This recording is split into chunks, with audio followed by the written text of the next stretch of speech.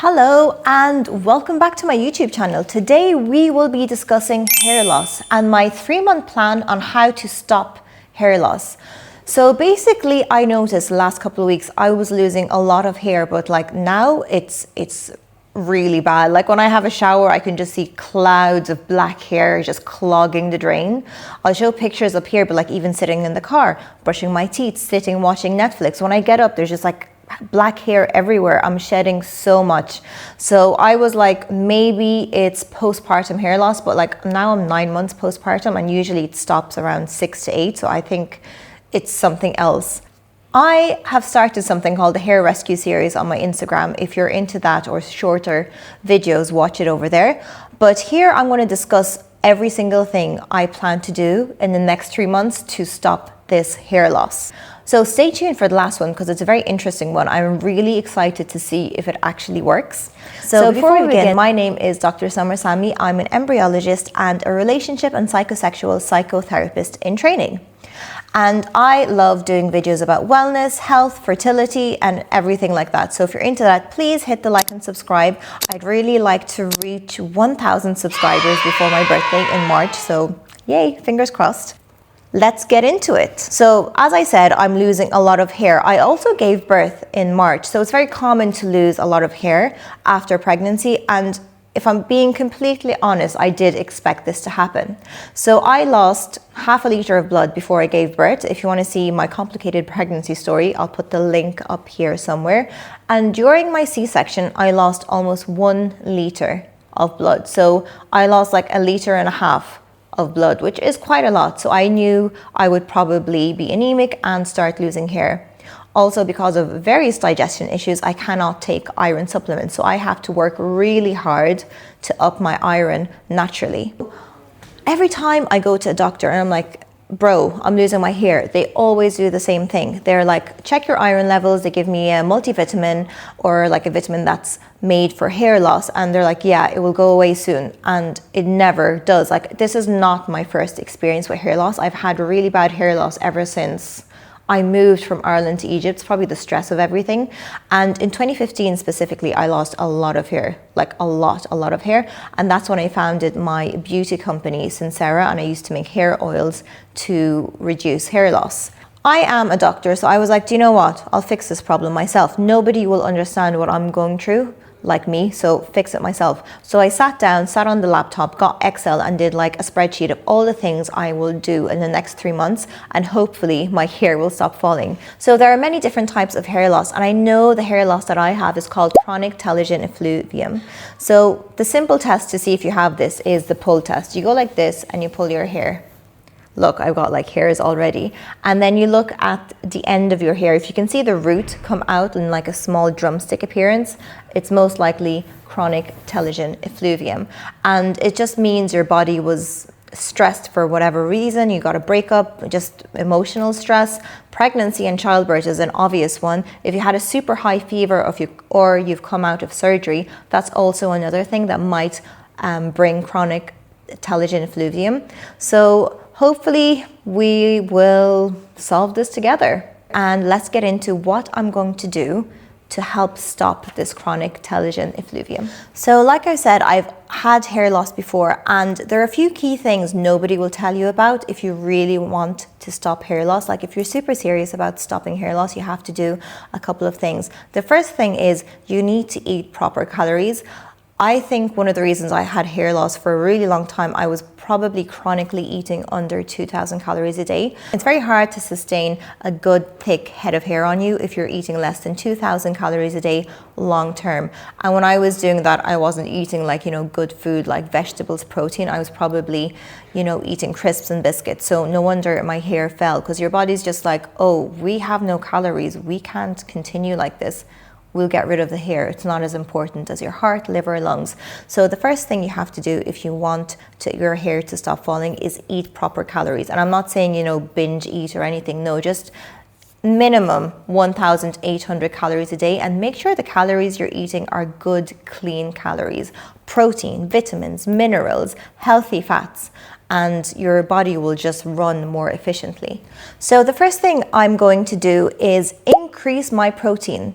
So I'm not usually very good with protein. I really find it hard to digest red meat, but something I learned when I was in the Rotunda for 2 months was they always started the day with boiled eggs, and I noticed very quickly that I just felt better when I had 1 or 2 boiled eggs for breakfast in the morning. So I'm going to start every day having 2 boiled eggs for breakfast to increase my protein intake, and I'm going to make sure that most of my meals have some form of protein, whether it be vegetarian type protein or animal protein. So the first thing I will do is something called my everything soup. I'm going to leave the link of this in my description below. So basically it's a soup that has everything, your 5 a day, your protein, your vitamins, your minerals, and it's just good to make at the beginning of the week. So then every time you crave something or you're hungry, you have like something on hand that's very nutritious. So if you're interested in this soup, just check out the recipe. It is super easy, and it's one of those recipes that when you leave it in the fridge for a day or two and heat it up, it actually tastes a bit better. So that's number 1. Number 2 is bone broth. So I love bone broth and I love bone marrow, and I always use it for soups and for making like sauces and stuff like that. But I've read that if you drink a cup of bone broth in the morning, it's really good for your skin, digestion and hair. I don't know how I feel about that, because I just feel like ugh. But I have a friend and she swears by it, so I was like, okay, I'll bite the bullet. I'll try drinking bone broth every day for a couple of weeks and see how it goes. And another thing I'm going to start doing is adding collagen to my morning coffee, because collagen does have protein, and just starting the day with protein, it keeps your sugar cravings at bay and you're less likely to binge on biscuits at 11 o'clock. And protein, like I said, it's the building block to hair, so you'll need a lot of that. The second thing I'm going to do is to try and improve my iron. And bear in mind, I have really bad stomach issues, so I physically cannot stomach, excuse the pun, I can't stomach iron supplements. They just make me feel so bad. I'm going to try to have iron naturally in my diet. So one of the things I'm going to do is when I want dessert, instead of going for a dessert, I'm going to use blackstrap molasses and tahini, because the blackstrap molasses is a nice source of iron and the tahini is a good source of calcium. I also bought a cast iron pan, and if you want to know of the benefits of using a cast iron pan, I did an article on it on my website. But basically, if you have cast iron pan and you make something like sauce or a soup or something that needs a lot of time simmering, some of the iron from the cast iron is actually released into the food, and especially if it's something acidic. So if you really want to up your iron, I'd recommend making something acidic like tomato sauce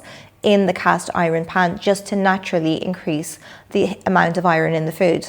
I'm also going to increase the consumption of iron-rich foods. My favorite thing that is super iron-rich is chicken liver pate, and I have a really good recipe for that on my website. So I'm just going to like have 1 or 2 ramekins of chicken liver pate, and I'll just spread it on crackers, and it's a good iron-rich snack to have. Then I am going to try to increase my red meat. So because I do find red meat quite difficult to digest, one of the ways that I like to eat red meat is minced meat, and then I add a lot of carrots and kind of minced vegetables. I just find with the vegetables it's easier for me to eat. I'm also consciously going to try to increase my zinc and selenium. So zinc and selenium are very, very good if you're trying to reduce your hair fall.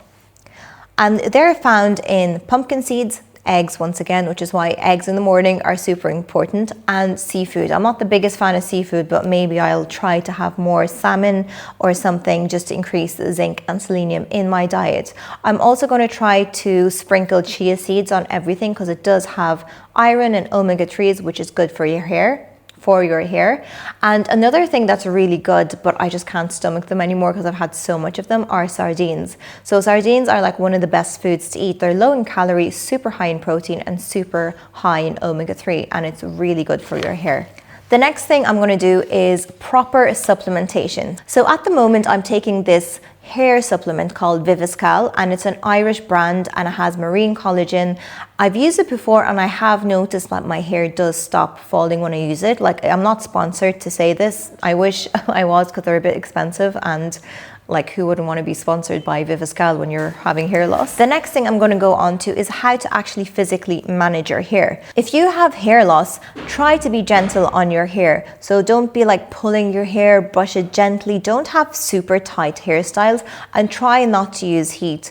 So when I live in Egypt or in any hot country, I usually don't dry my hair, I let it air dry. But in the winter, when it does get quite cold, I dry my hair with a hair dryer, and I only dry like the top third where it's kind of stuck to my head and neck.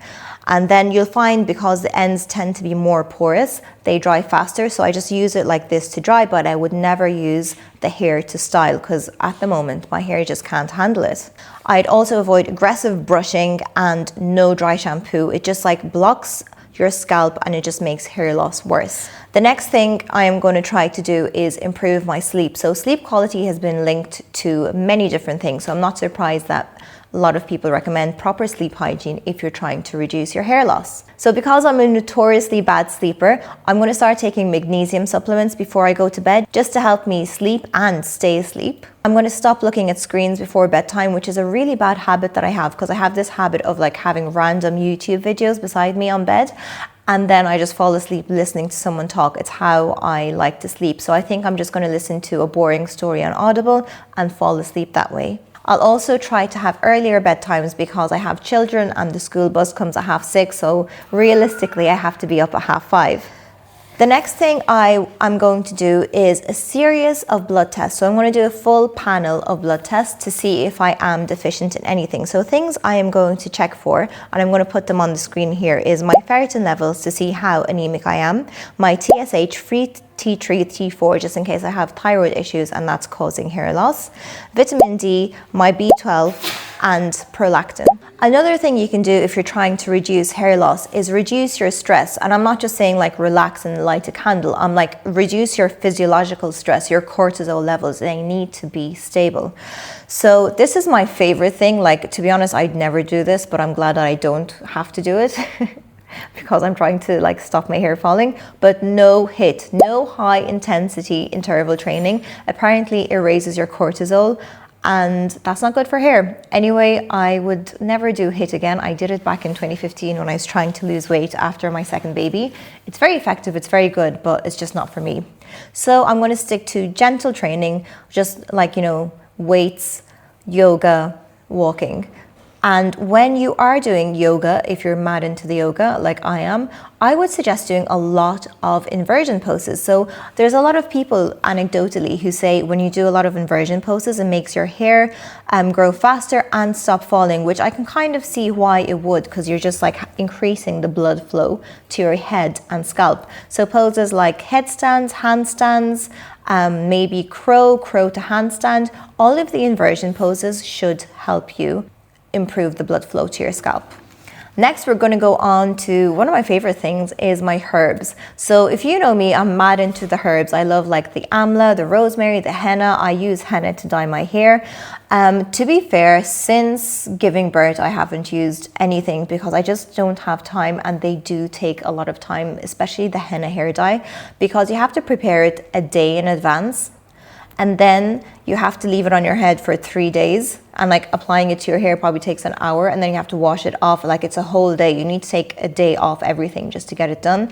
But when I was using it regularly, my hair was thick. I didn't have any gray hairs, and it just made my hair a lot nicer. So I am going to start doing henna hair dyes again, and I am going to make a amla-rosemary infused oil to use on my scalp before I wash. So what I'm going to do is I'm just going to get one of my favorite hair oils, and then get fresh rosemary, and then get amla and put them all together, and then using a bain-marie infuse it into the oil. What I will do I'll make a video about this separately, or check my Instagram. I will probably have a reel on that somewhere. So on my Instagram, I have my hair rescue series where I'm going to show in small episodes what I'm doing to stop my hair fall. When I get this oil, what I do is I put it on my scalp, and then upside down, I give myself a scalp massage, and then I double wash this oil off. So I wash my hair with shampoo, rinse, repeat, do the same thing. I also bought a scalp massager, and I put it beside my bed, and I'm just going to give myself a 2-3 minute scalp massage before I go to bed. You don't actually need a scalp massager. I just like the feeling of it. Like, you could just do this with your hair for 2 to 3 minutes, preferably if with your head upside down, to increase the blood flow, and apparently that helps with hair loss as well. Then I am going to start taking this supplement called MSM. So basically you take like half a teaspoon, stir it in like a 1/4 cup of water, and drink it. It tastes absolutely disgusting, but apparently it really works with hair loss. And I kind of understand why. It has a very high sulfur content, and that's one of the components of your hair. That's why a lot of people say onion juice rubbed onto your scalp helps with hair loss, but I hate onions. Like, I hate even eating onions, so there's no way on hell I'm putting onion juice on my hair, so this is an alternative. But I'm going to try that and see if it works. And last but not least, I'm going to do this treatment. I can't remember what it was. I don't know the exact name for it, but I think it's like sperm jizz injected into your scalp. So if you saw that video about skincare, you'll see that I got it injected into my face, and it did improve the condition of my skin. To be honest, I'm kind of dreading this one because that's salmon DNA, whatever it's called. It hurts so much. So imagine getting it injected into your scalp. Like, I actually think I might cry, but I will do it just to see if it works. Like, as they say, no pain, no gain. So I'm going to have a go and see if it works. And in 3 months, I'm going to do another video, and I'm going to just kind of analyze everything I've done and give a rating. If it did work, if it didn't work, if it was worth my time, money, etc. So if you are also losing your hair, let's take this journey together and let's see what worked for us. I'd be super excited if someone started doing the same things I am, and then we can just kind of swap notes and then see what worked for each other. Because, you know, at the end of the day, everybody is different. So I don't think what will work well for me will work for you, but it's good to just, you know, discuss and see what goes on. So thank you for watching. Please like and subscribe, and I'll see you soon. Bye.